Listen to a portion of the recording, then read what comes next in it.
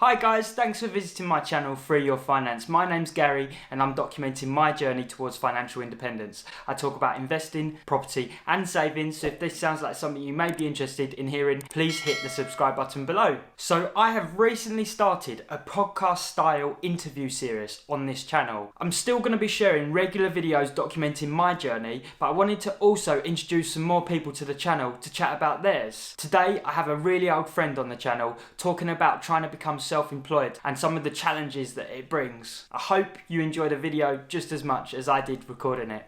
So today, guys, I have a very old friend, Kurt, on the show. We were friends from school, actually, so he's probably the first person I've ever said I've known for maybe 20 years. That's absolutely mad. Well, almost 20 years anyway. Does that make you feel very old, mate? Very old, mate, and I look all of it as well, so yeah, absolutely. Could you just do a little bit of an introduction about yourself, bit of your background? No problem, thanks for having me. Yeah, so started off, I had a bit of a varied career in terms of work-wise. So when we left school, I started off working for Lloyds Bank, or in banking, shall we say, don't want to name them. Yeah. Then I did that for about 10 years in those different capacities, those different roles. Then I moved into something more in my full-time work in a physical side of like engineering. But then always alongside that, I've been doing self-employed things in terms of acting and comedy and writing. You've brought on about 3 questions already for me to ask. Sorry. No, not at all. First of all, so with regards to the banking side of things, I don't know if you'll be happy to speak about it, but was there any reason you decided to move away from the banking and corporate world? Yes, as I said, I've been doing it for 10 years and I hadn't been doing the same job for 10 years. So I've been exploring loads of different sides of it. I think initially it was just, you leave school, you want a job, you want an income. Mm-hmm. And I've done that, and I've gone from doing like the usual admin stuff that you do when you start, then I moved up and started like doing the call center based stuff, which wasn't for me. And then from there, I picked up like a leadership role on a private banking side. And then from that, I moved into the city and did private banking and so on, commercial. And I moved through the 10 years doing different roles. And, I learned a lot, and I look back and I don't regret it, but it never felt like it was something I ever wanted to pursue. A lot of people you speak to in that industry are very goal driven, and like in a lot of industries, and they know they've got 5-year plans and 10-year plans. And a lot of industries like that promote that. They want you to have that plan. And for me, it was never like, well, I don't want to be doing this. I don't want to be doing that. And so I had enough of that sort of environment. I felt like I'd seen both sides of it. So I wanted to get out of there. And obviously you've got office bureaucracy, which is kind of draining, and the commute. So yeah, I just fancied a real change. And I think for me, it was, I'd got what I wanted out of it, mm-hmm. and I didn't see my next steps. And I thought, well, I don't want to stay here and stagnate. And obviously you look around and you see people who've been in like a job for 60 years and you think, well, I don't want that to be me. So try something totally different. Yeah. Looking back on it now, might not have been the best choice, but it's lessons, so I can't complain. The thing that I think is so credible is the fact that you made a decision, quite a big decision in your life, to completely move career, to pursue something you'd rather be doing, or not even necessarily rather be doing, but maybe a sort of lifestyle that suits you better. Like, it takes a big person to say, look, I've tried it, I've done a good time at it, but it's maybe not for me. So I think that's really admirable, to be honest with you. Thank you. Yeah. Because obviously banking in London, it's like everyone's almost dream job. When you come out of school, it sounds like such a dream job, but I can understand probably the lifestyle it includes maybe isn't such a dream. I can imagine it's quite long hours, like you said, the commute into London, it must sort of soon add up, right? Yeah, it's that. And I think obviously you go through a phase of your life. So I started working up in the city when I was sort of 21 actually, and then left when I was 27. And obviously for that phase of life, you want not just different things from a job, but also different things from life. Yeah. So the social side of it was great when I was up there, and that was good. But then after a few years, that sort of tapers off. You just want to get home. And I remember when I first told a friend of mine, I think it was her mum, said that I had a job in the city. Mm-hmm. And she's like, oh, you won't be able to do that forever. And I thought, no, I love it. And you're right. I think a lot of people it's got a lifespan, that sort of work. Yeah, it was a change. And a lot of people who I worked with at the time were shocked, because it is a totally different area of work that I do now. And people were like, why would you do that? And likewise, when I moved into my new job, people were like, why would you leave that? But like you said, it's a huge misconception. It's one of those things that, the glamour and job status is only perceived. It's it's totally subjective, you know, and for me it didn't fit and I wanted to do something else. And alongside the creative stuff that I like to do, that's a full-time job, you know, the commute and everything else. It's ideal being in London for comedy spots, but you know, when you've done a shift like that, you don't necessarily, you know, you're turning up in your suit, you don't feel particularly funny. It's not a high humour environment. So yeah, so it was a big change, and I just wanted something that afforded me more time to pursue my creative stuff, because that's ultimately what I enjoy, and where I do see the 5-year goals, the 10-year goals, not sitting in a swivel chair with back pain and all the accessories on the screen to make it a bit more comfortable for you. Yeah, because that brings me on to sort of my next point and next big question, I suppose, is with regards to, you're not sort of pursuing financial independence per se, are you? It's more a means towards reaching the career you'd love to pursue. Is that correct? You're Absolutely, yeah. Towards that self-employed acting and comedy. Yeah, that's right. To me, financial freedom, it's always seemed like, when I look at the goals that I want to achieve, I think, okay, how am I going to get there? And obviously the conventional pattern of full-time work and the hours you have to give are always going to be a huge obstruction to achieving that goal. So for me, I need to have that financial freedom if I'm going to allow myself to do the things that I want to enjoy. I want to take some time out. When I left school, I didn't go to university, and I don't think I was ready at the time to commit to that, but now I really want to do a degree. And so, you know, I can't really justify taking 3 years off work at this stage of my life, being 30 and looking to start a family in the next couple of years. So for me to be able to do all the things I want to do, that is why I need the financial independence and the financial freedom. So, you know, obviously in your sense, where it's the goal, that's what you want to reach. For me, it's a sort of secondary goal. It's the goal to be able to fulfill the other goals, and I think it gives you the same level of drive, because, you know, at the end of the day, it's about achieving the lifestyle that you eventually want. Yeah, definitely. As a self-employed person myself, that I've gone through that, I completely understand just how difficult it is in the early years to be building a career and building work, you know. And I may be wrong, I don't know but I think probably acting and comedy is one of the hardest careers you can possibly get into, isn't it? It's a really tough world, isn't it? Very, very competitive, yeah. And that's the thing with sort of having that, for me, having the volatile sort of work, and then having some sort of structure behind it, which is why I've always had, you know, a more conventional job behind it, because, you know, a lot of people go all out and they do the comedy and they do the acting, and it's a huge gamble and it's a huge amount of pressure on you there. So I think to have some sort of stability behind you at this stage as a full-time conventional job works. And then obviously in the future, when I'm financially independent, then that will be the structure that I have behind it.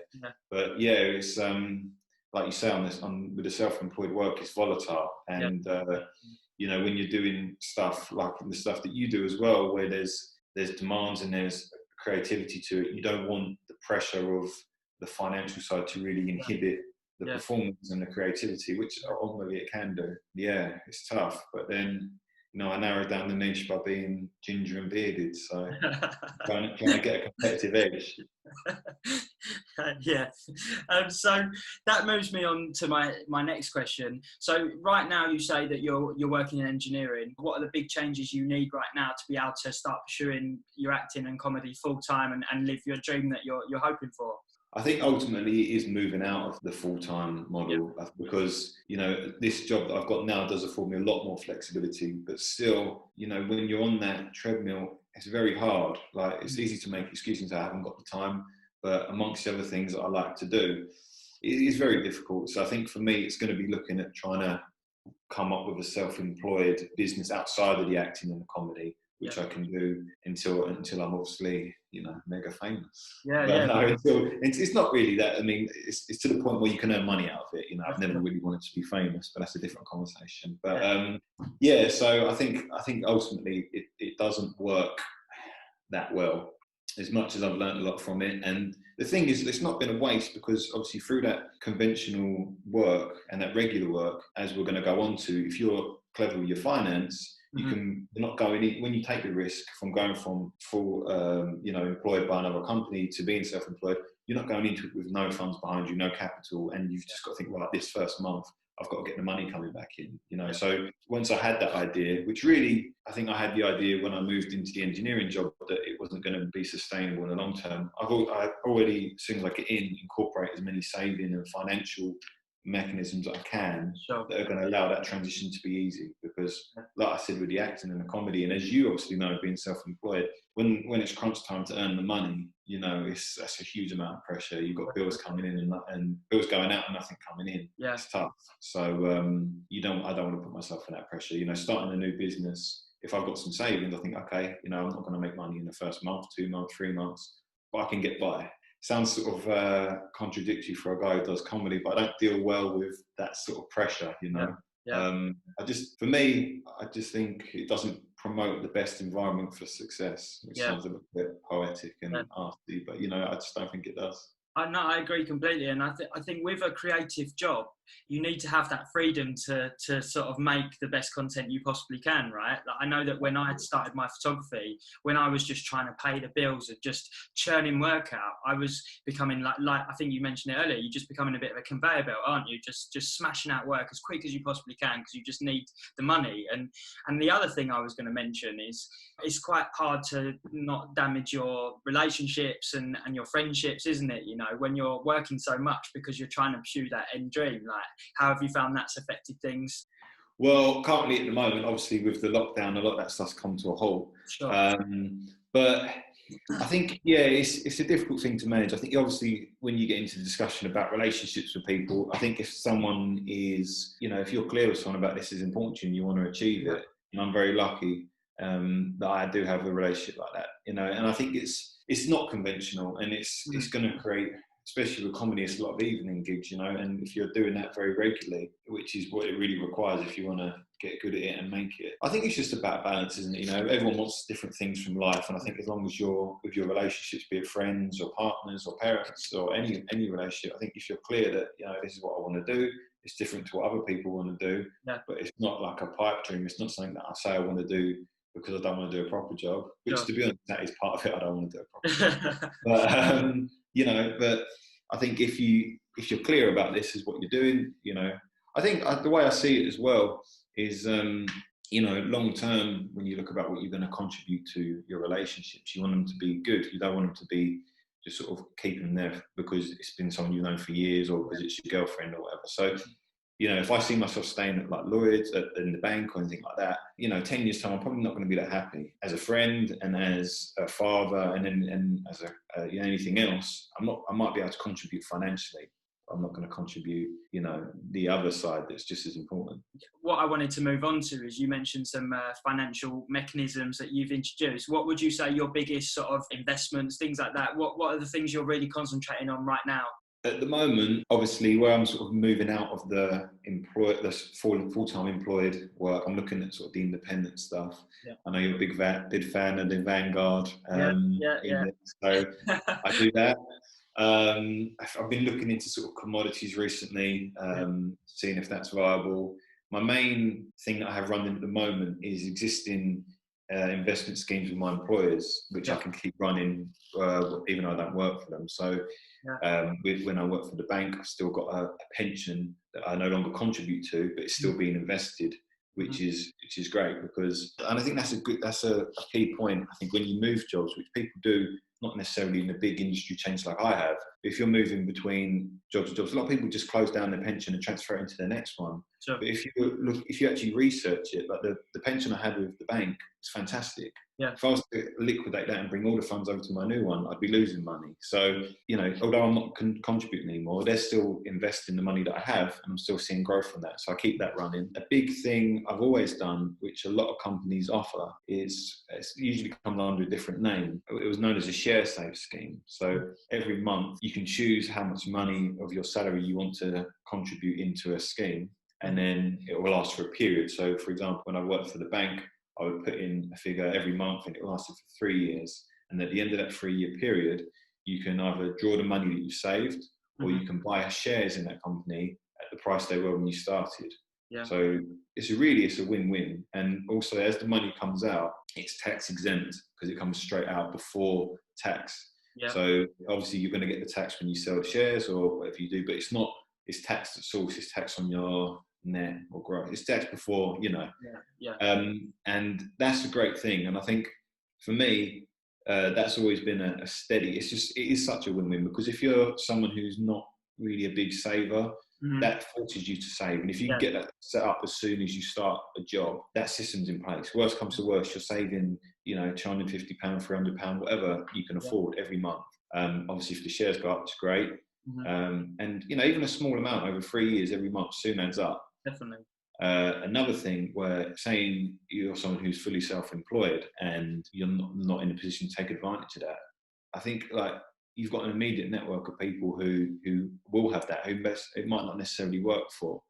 So like my sister, for example, she works for a company who offer the same thing, but it's not currently of interest to her. So if I say, can I do it? And then I stand and order her the money, it comes out, and then you're using other companies. It's such a great idea because you know there's nothing unscrupulous about it. You know, it's fine if someone in that company, you know, someone who works for a company, they're offering this, they don't want to use it. They're not losing out. You're transferring them the money, and you're making the investment. And it's always been a solid sort of entry level investment for me. And I think that's probably what sparked my interest in it. And sort of made me realise that putting money away every month and sitting it in a really low interest rate savings account is fruitless. Oh, without doubt. So before you started these investments with your previous employer, how would you describe yourself then with finances? Have you always been frugal, or is this something you developed since working in the banking industry? I think I've always been moderately sensible. When I think about it, I've come from like my dad was always very, very good with money, and he always sort of instilled that in me, the sort of the value of saving. And he was a self-employed worker, has been his whole life.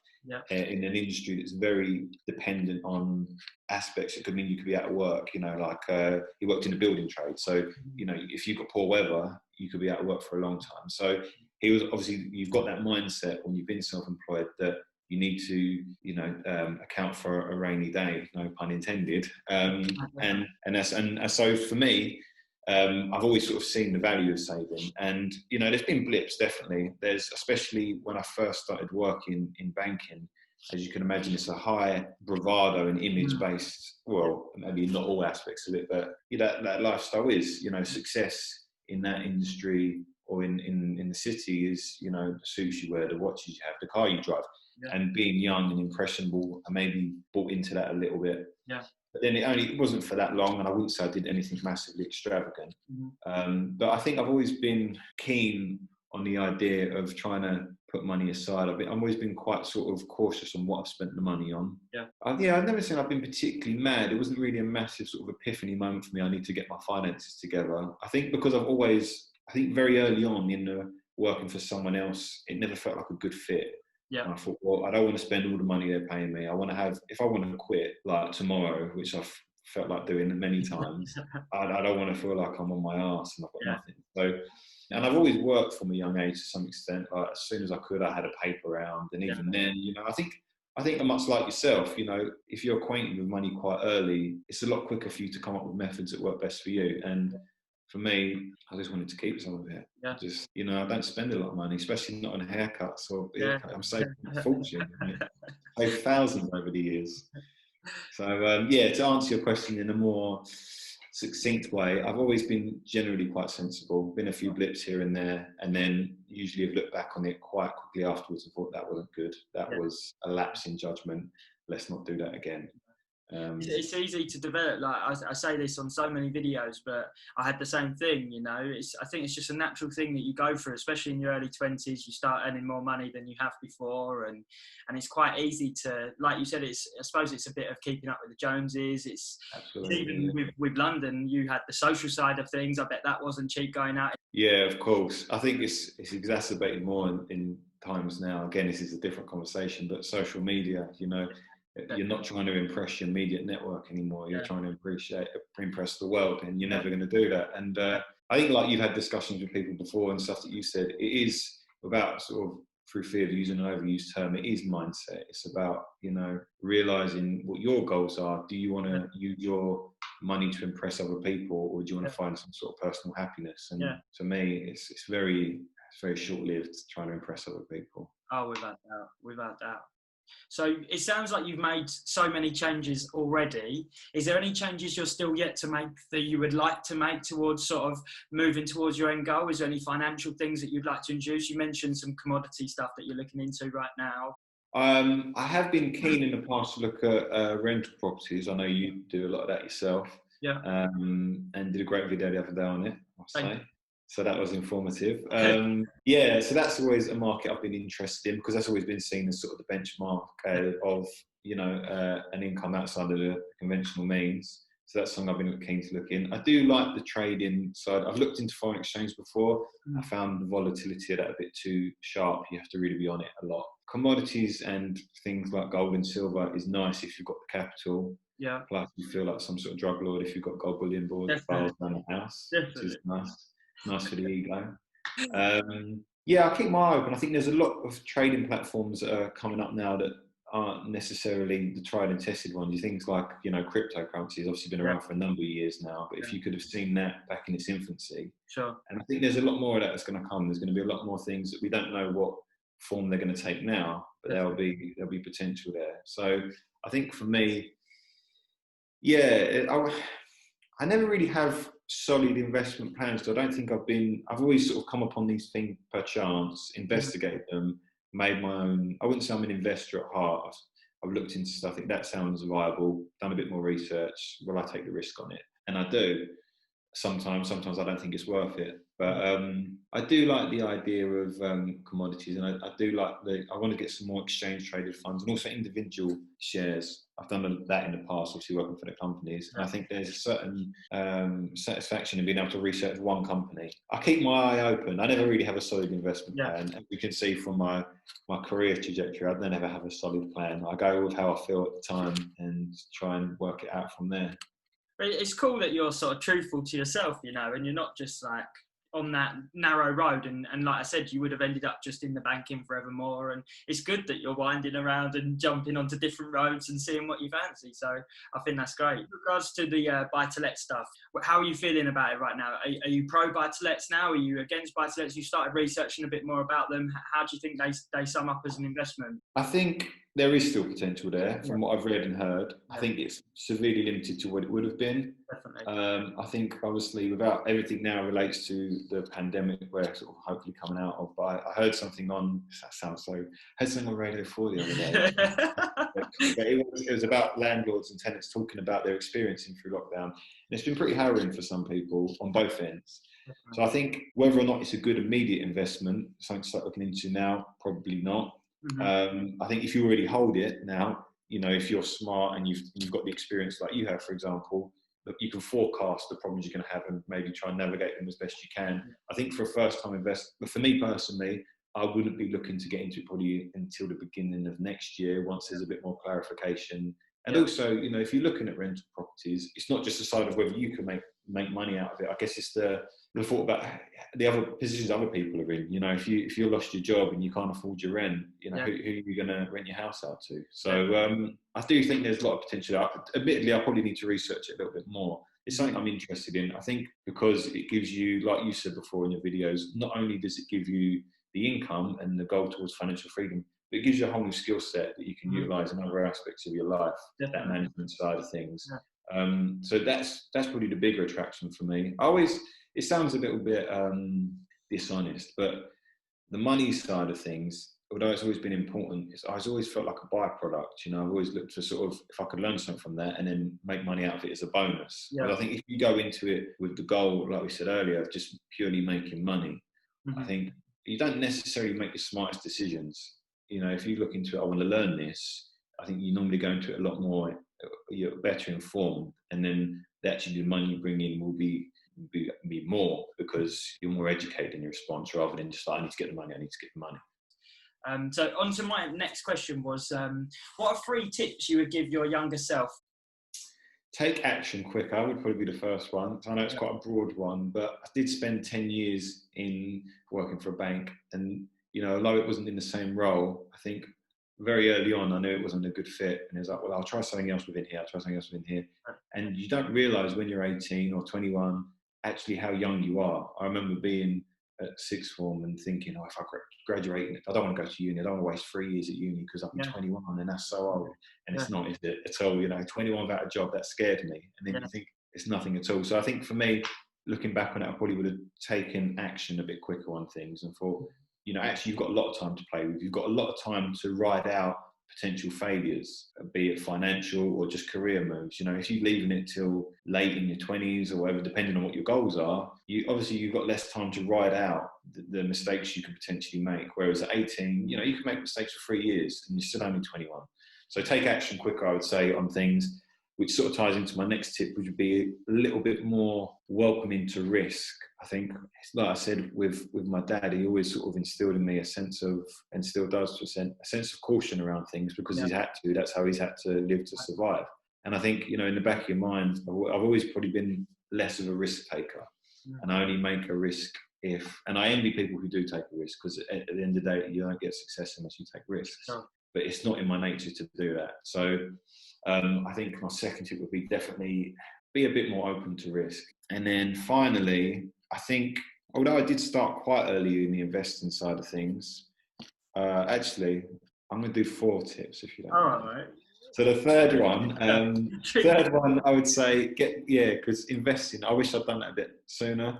Like the pension side of things, obviously when you start a job in your early years and someone's like, oh, do you want to give up like £300 a month for your pension? And you're like, no, I want to go out and spend it all at the local club. Like, I definitely don't want to do that. And then, so I didn't do that. I didn't start a pension scheme or any sort of investment thing for probably within like the 6 years of working for the bank. So 4 years, I could have taken advantage of that. And that's someone who self-admittedly is quite sensible with money, but I didn't see the investing potential in it. But it's difficult, you know, like one of your previous guests said, you do want to get the balance right. You don't want to spend your whole life making sensible sensible financial decisions, because it's great but it's also a relatively boring existence if you don't have fun sometimes, you know. And you don't want to, like going out in London, if I worked up there and didn't spend any time socialising and saved every penny I earned, sort of pointless working up in the city, you know. It's about adding variety to your life and getting the balance. So although I would have probably started investing a bit sooner in things, you know, you don't have to invest a large amount. I probably would have taken advice from older people who said you should start thinking about your pension. When I wasn't, I was thinking about doing like cherry shots down then until early hours, and wearing really tight t-shirts. And then my fourth one, which has been a big thing for me, I think for people who probably not necessarily, it probably is relevant financially, but big thing now is obviously job status. Like you touched on earlier, you tell people I work in the bank, in the head office of a bank in London. It's very perceived as glamorous, and I think a lot of people feel it's a bit of a fallacy. They feel attached to that status, especially if you've been doing it for years, you know, and you know, that my friends know I work in the bank, my friends, you know, and it really is false, you know, that status doesn't mean anything. You know, if you get joy out of sweeping the roads, do that. You know, I think that's something I should have been honest with myself before. I think going through the early phase of life, you know, I think, you know, I can't quit this and go and do stuff I'm interested in. I'm interested in a lot of different stuff, and you know, to leave the banking and do that, people are like, why would you do that? You know, but job status, don't be governed by it. You know, it doesn't mean anything. What's the point of doing a job that other people are impressed by if you absolutely hate it? And although it's a simple tip and you think, well, yeah, that's sort of common sense, I think a lot of people are maybe subconsciously governed by the fact that they've been upholding this job and this status for however many years and earning this income. And if it's not a right fit for you, it's not a right fit for you. It doesn't matter if you go from earning this amount of money. Obviously, if it's financially viable for you to still live off a lower income, then do that. But yeah, job status is just a complete fallacy. It means nothing. You know, if you're happy doing what you do, it doesn't matter if you sweep the streets or trade on the stock exchange. You know, that's for me. That's what I've found. Well, summarising our call, I think that it's amazing that you've come across this so early in your life. I think that's given you now 40, 50 years of your career to be doing what you really enjoy. So you found your path now. I think so many people have these sort of epiphanies later in life and realise they've been in a job they hate for 30 years. Like, how amazing you found it so early in life, and you can now pursue your dream, you know. Like, so I found that absolutely fascinating. To be honest, I would say I haven't found my path. I would say my path is finding my path. Right. That sounds, because I think there's sort of, you can be content in not knowing what you want to do. There's nothing wrong with getting to where you are now thinking, I haven't got it figured out. Like, I think it's a lot better to accept that you haven't got it figured out and you're constantly working towards it than to fool yourself into thinking you have and then and then getting older and be like, actually, I didn't have it figured out. So I wouldn't say I've got it figured out. I go through, adulthood is just going through phases of feeling like you've got it completely worked out, and then going into another phase of feeling like I'm hideously underqualified to do that. So yeah, I would like to agree with you and say I've got it figured out, but I think you have, mate. I'm just content with the idea that I am figuring it out. I think you've done it. I think you're being hard on yourself, mate. I think you know what you want, and you're going to get there. I believe in you. I really do. So thank you so much for joining me today and talking about your story. It's quite amazing. I've said this on the phone to you before, how many similarities we have between us is actually quite scary, even with regards to your dad giving you so much vital advice. It's the exact same as mine. And as you know, I recently lost my dad, so that's quite special to me. Of course. So, yeah, it was a really, really cool conversation to have with you, and yeah, just thanks again to come on, mate. You're welcome, mate. Thank you for having me. No, not at all.